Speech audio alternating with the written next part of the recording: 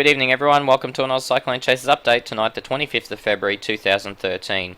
We're very happy to see that Steve Brooks made it safely to Port Hedland, and he will be chasing this system on behalf of Perth Weather Live and Pilbara Weather, and also Oz Cyclone Chasers as one of our admins. Steve will be giving us regular updates through his Facebook pages, Perth Weather Live and Pilbara Weather, as well as we'll be sharing them on Oz Cyclone Chasers too. So stick with us as Rusty gets close to land. It's going to be an intense system, folks, and it's going to be intense for a long time. So let's get into this update and we'll have a look at him in more detail. Now, before we have a look at the track forecast, let's have a look at what it looks like right now. And we can see that the system is pushing to the southeast in the last 24 hours, or the south-southeast. Our latest infrared imagery shows the system is relocated right there to the north, almost due north of Port Hedland, possibly slightly to the north-northeast. But you can clearly see the rotational feature of the cyclone, and you can almost clearly see an eye starting to form. If we look at the enhanced infrared imagery of this system, we see some really strong convective cloud over here to its northern quadrant and on the eastern quadrant, so extreme rainfall, very heavy rainfall, possibly the strongest winds also located under this extremely high thunderstorm activity, or extremely tall and deep thunderstorm activity. So you're looking at the system here. It's almost looks like a bit of a comma shape. It hasn't fully wrapped around just yet, this deep convection. When it does, expect some rapid intensification to occur. We can still see to the south it's being slightly restricted in terms of its outflow, but that will improve as an upper level trough, which you can see here the edge of, will start to impact the system, will allow it to develop and further develop this outflow channel here, and so we'll see a lot of that thunderstorm activity allowed to escape in both the north and the south of the system. And so when it develops what we call dual outflow channels, so when the tops of the storms are able to escape both towards the north and towards the south, the system will undergo rapid intensification, assuming that wind shear stays low. Talking about wind shear, let's have a look at that. So the center of the system is now located in very weak vertical wind shear conditions, so around about the 10 knot mark, and as it tracks towards the coast, wind shear might actually decrease further as this point source, or this upper level anticyclone, pushes a little bit to the west and sits right over the top of the system itself. With that, with an upper level anticyclone, once again we're looking at that dual outflow channel forming, so we're going to see a push of the storm activity out to the north and the south, should allow the system to rapidly intensify. Now, the key factor here though is what comes into play a little bit later on. See this thing here? This is another little upper level high, and this upper level high is going to try to hold the system up a little bit. Now the system's going to want to track towards the southeast or south-southeast, but this upper high pushing in out to the southwest of the system is going to try to stop that movement, at least temporarily, and it's going to try and exert a little bit of steering out towards the west. So the system's going to want to go this direction initially, or even this direction initially, but when this upper level anticyclone here has a little bit of push on the system will be caught in between two very weak steering mechanisms, and so it's going to want to try to push this way, but it's also going to want to try and push that way.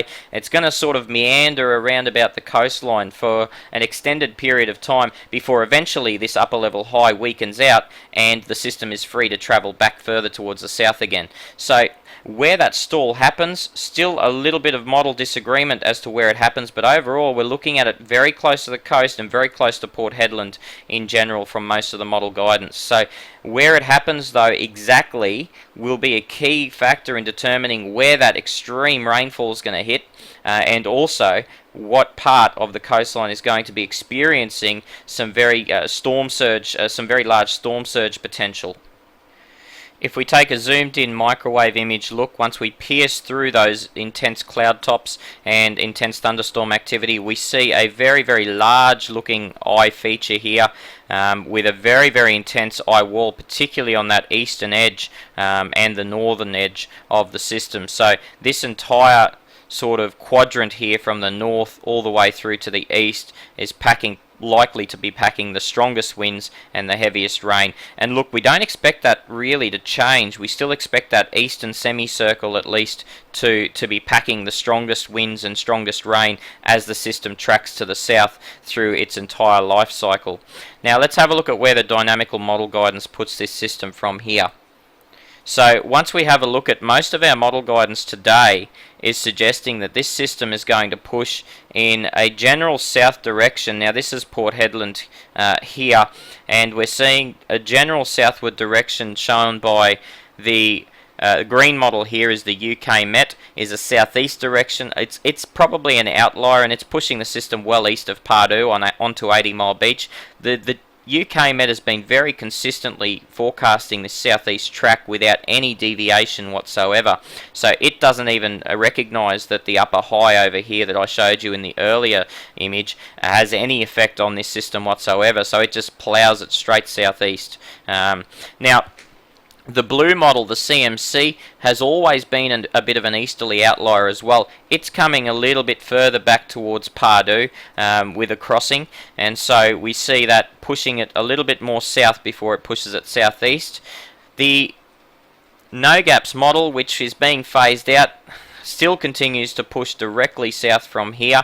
And the red model here is the GFS, and the GFS and the European both suggest a similar track. Now we're going to have a quick look at both, or an in-depth, look at both of those models now.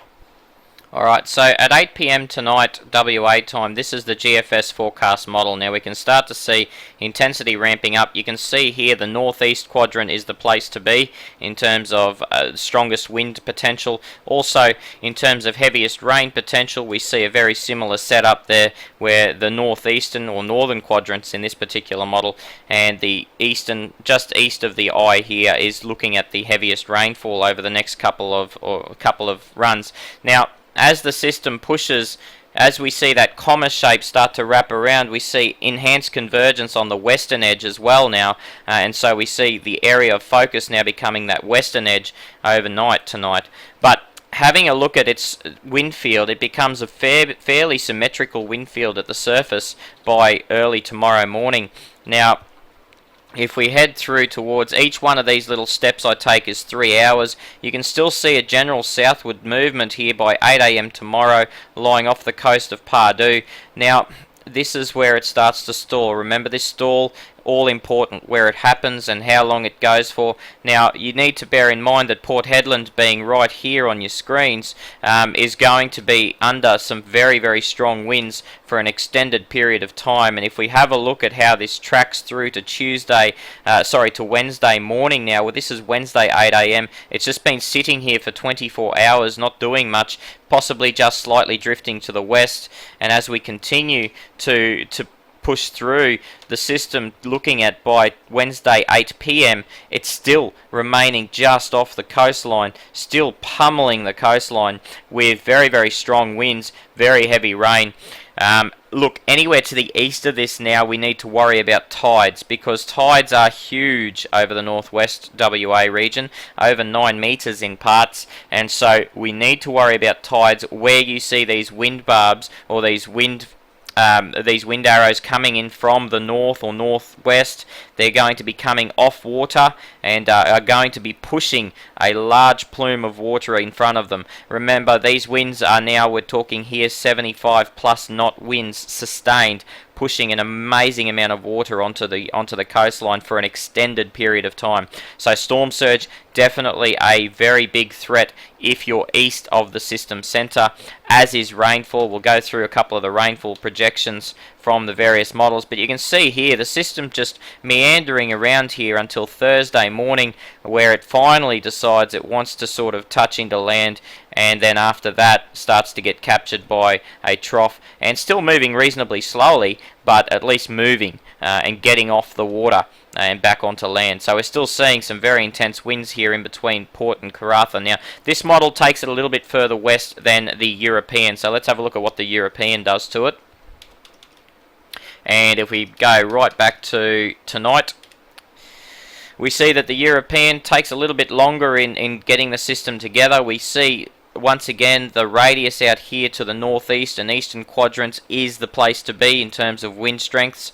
And as we track through to Tuesday, 8 a.m, we start to see a bit of a tighter core happening, a bit of a stronger core happening Tuesday 10 a.m, approaching landfall, but remaining still offshore. And this is the key. At the stall time, it remains offshore for an extended period of time. We're just going to zoom in a little bit. The Euro is a little bit higher resolution, so we can afford to zoom in a little bit and have a closer look at what's going on.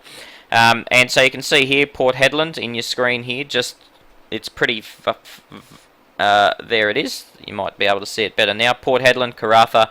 So even in Karratha, you're still seeing 20 to 30 knot winds there at this point in time tomorrow by 8 a.m. Port Hedland, you're still only seeing gale force winds. You're not really seeing those really intense purple winds here because the system's too far to your east. Now, around about tomorrow afternoon, the system starts to sort of sit there and also track a little bit to the west according to the Euro, and that's when you start to see, here it is, Port Hedland is now well and truly in that purple wind field, so well and truly copping those hurricane force winds now.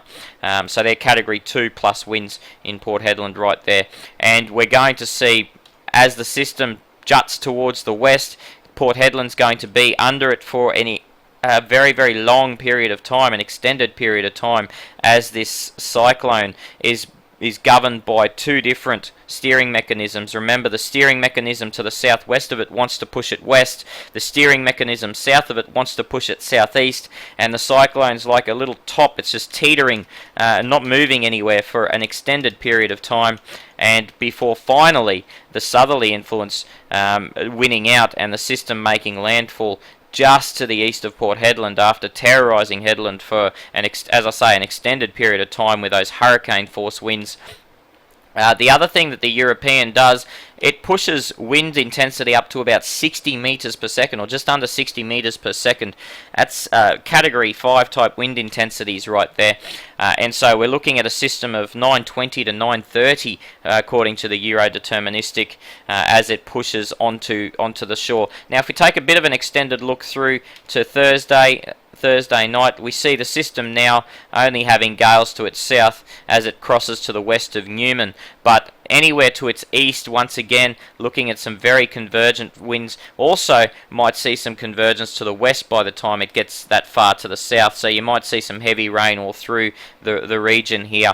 Now if we take a backtrack and just have a look at the amount of rainfall we could be expecting, so we can see as of right now, these are rainfall amounts in inches over 6 hours. So what the model's showing here is how much rain you should be getting over the 6 hour period. You can see now, as the satellite shows, that at the moment all the really heavy rain is out here to the east and northeast of the system. But let's have a look at how that changes. Remember, it's a bit of a comma shape. Now you can start to see that comma shape starts to become a lot tighter. We start to get a lot more rainfall happening on the southeastern quadrant.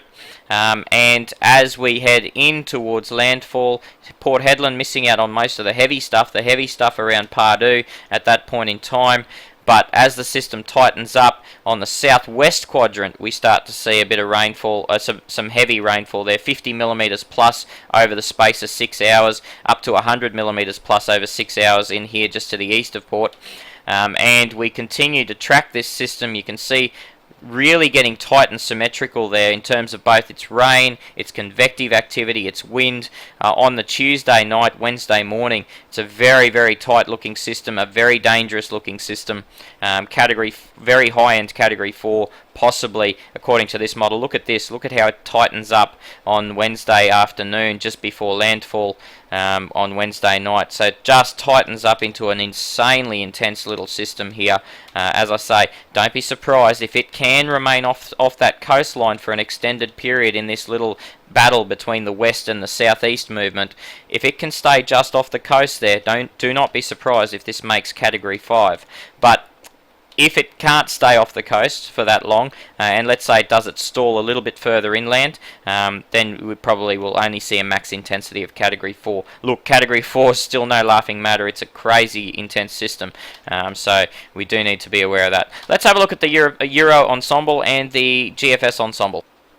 So these are the strike probabilities over the next 5 days, and let's track the system. Look, it's going to move south-southeast, then it's going to do its little stall thing here just off the coast or just on the coast. Models vary. Now, how far west it pushes, the GFS model, some of the outliers push it out towards Karratha before making landfall. Most of the model guidance suggests that it's going to be east of that, so as it does its little stall, it'll stall around the Port Hedland area, and whether it stalls east or west of Port Hedland is all important for that storm surge. Remember, if the cyclone stalls to the west of Port Hedland can expect a fairly large storm surge and an extended period of storm surge where they might get it over 2 high tides. That's how long we're talking that the system stalls out here. So not only do you have to worry about 250 kilometre an hour wind gusts, you're going to have to worry about a 9 point something metre high tide, followed by some very, very strong onshore winds. So huge issue happening here as to whether this system can stall just east of Hedland or whether the system stalls just west of Hedland will be very, very important, especially if you live in that foreshore region of Port Hedland. So looking at the European ensemble guidance, we see pretty marked guidance here that it's going to be located just off the coastline around about Port Hedland in 48 hours time, Wednesday at 8 AM Western Standard Time or Western Summer Time.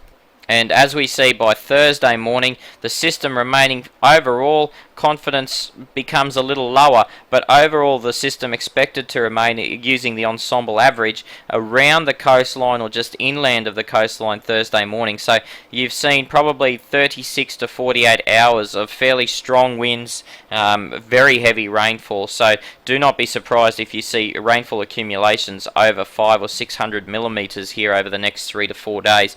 Just insane rainfall amounts for northwest WA. That's more than most of the place averages for a year, all happening in a couple of days. So pretty crazy rain amounts. Look, the entire situation is very unusual. Normally by the time we get a cyclone pushing towards the Pilbara, it's usually moving at a reasonable rate, 20-25 kilometres an hour. It's quite unusual to see this little byplay happening between two different systems and stalling the system near the coastline. Unfortunately, it makes it also very dangerous because it's going to happen near a fairly large town. So looking at the system tomorrow morning, it's still expected to be steered in this direction we're now looking at about 5 kilometres above the surface of the Earth, and this is the level that normally steers a cyclone, and will have a lot more influence on than the other chart I showed you. So this chart shows us that we've got an upper level trough. It's reasonably weak though, but it's reasonably amplified. So it's actually a long way northwards. It's pushed a long way northwards. Now, an upper level trough will try and push a cyclone towards the southeast. So if the cyclone gets captured by an upper trough, it will try to push the system southeast, or at the very worst, southwards. So tomorrow morning, we're expecting a movement that suggests it's either pushing in that direction or somewhere in between. By Wednesday morning, we see that that basically the upper trough pushes a long way further to the east, and really now we're left with a fairly weak steering influence here, and this now leads us to this other little feature here over the southwest, to the southwest of the system. We might see an upper level high developing, and we already saw that in the SIMS imagery at the start of this video. Now that upper level high will try to temporarily push the system a little bit to the west, but look, the upper level high is so weak it's not even appearing on this chart, and so we're not expecting it to push, say, all the way west to Onslow or Exmouth. We're sort of just expecting a slight drift to the west before eventually it resumes a south to southeast movement. So because the chart doesn't show it really well, the upper high is expected to be somewhere around here, but it's expected to be weak. Now an upper high will rotate winds anti-clockwise, right? So what's going to happen is, rather than this system trying to push towards the upper high, it's going to try and ride along that ridge. But remember, the upper high is so weak that it's not going to ride along the ridge very long before the upper level trough takes it again and pushes it southeast. So it's a very complex pattern on Wednesday, but overall we do expect the system to stall right around Port Hedland before eventually pushing back to this, or continuing on its track towards the south or south-southeast as it makes landfall and then continues through inland WA. Alright, we do need to quickly look at the Cocos Island system. So the Cocos Island system is forming here to the southeast of the Cocos Islands, well to the southeast, but they're under the influence at the moment of a very strong northwesterly monsoon. Now, the system is expected to push rapidly towards the east. And we can see using the deep layer mean steer here that this system's going to push rapidly towards the east. There's really no competing steering influence, so we're expecting it to get a move on now to the east. Now, if you remember our video last night, we were sort of looking at a southwest, but really that's completely out of the question now by the looks of things. And this is going to push very rapidly towards the east. Look, the JTWC, the Joint Typhoon Warning Centre, have this system becoming around about 60 knots, so around about a Category 2 system as it rapidly translates towards the east.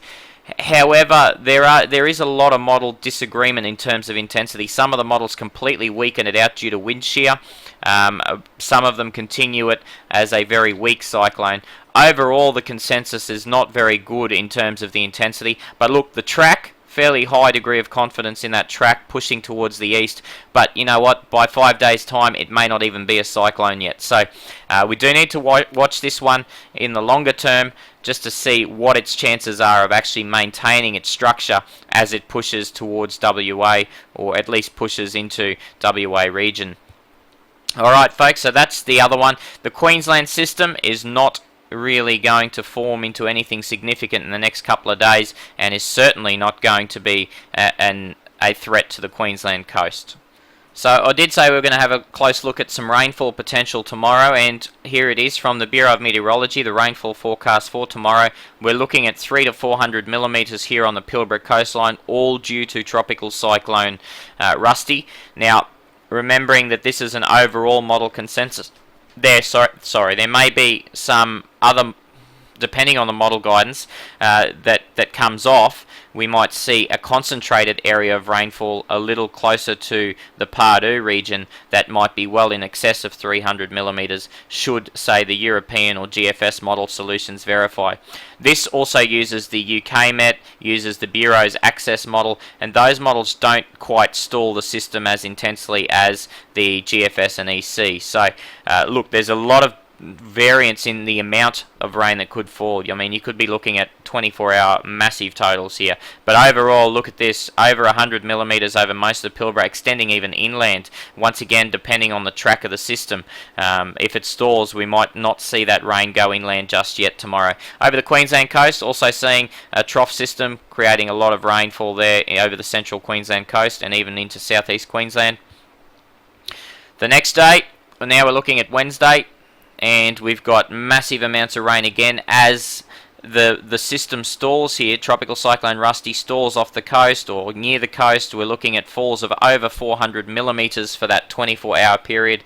Now, once again, bear in mind these inland falls are still up in the air, and they will all depend on whether Rusty pushes inland and doesn't stall. You're going to see those inland falls happen. If Rusty does stall, you're going to see most of that rainfall falling near the coastline as Rusty sits there for another 24 hours. The rainfall over Queensland starts to decrease, and the North Kimberley continuing to get some really good rain on that northwesterly monsoon, which is very intense. And as we head towards Thursday, we should see Rusty by Thursday making landfall, and so that 300, 400, 500 millimetre falls over 24 hours push inland into the Pilbara now, and also still seeing some fairly good falls along the coast in that strong northwesterly northwesterly feed. Queensland starting to ease off now. Also might be starting to see some increase in weather over the western top end associated with the monsoon. And by Friday we start to see just general rainfall over inland WA. Still really good falls, don't get me wrong, for this region. 50 to 100 mils is a great dump of rain. And also starting to see a lot more weather in the North Kimberley and also the western top end. Alright folks, so that's the next few days, and that's what it has in store. So if you're in the Pilbara, tomorrow we'll have 2 updates to try and make these a bit shorter, try and make them a bit more bite-sized for you. But yeah, tomorrow we'll have an update in the morning and an update in the evening to give you all the latest as this situation continues. For all official information, obviously, please always consult Bureau of Meteorology. Their cyclone page is fantastic, and if you need to make any life-threatening commercial decisions, anything like that, Please do not take our version of facts. This is just our interpretation of what we're seeing. The Bureau of Meteorology, they are paid professionals. They know exactly what's going on, or most of the time at least, and they will have a much better idea, much better model guidance than we have access to. So they are your one-stop shop for real factual data come the cyclone go time, which will be Wednesday sometime. Alright, thanks very much for watching tonight. We'll talk to you again in the Pilbara tomorrow morning.